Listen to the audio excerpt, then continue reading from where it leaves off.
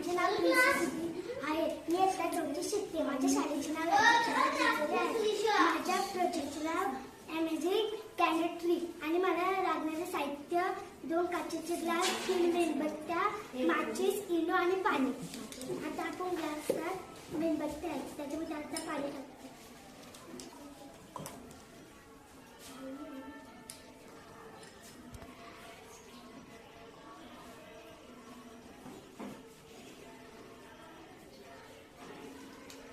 आता द्यायचं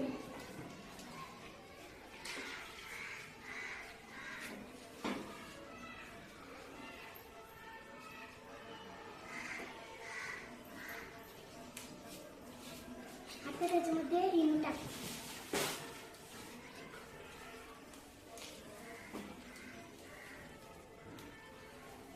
आता ती भिजली आपण चलू.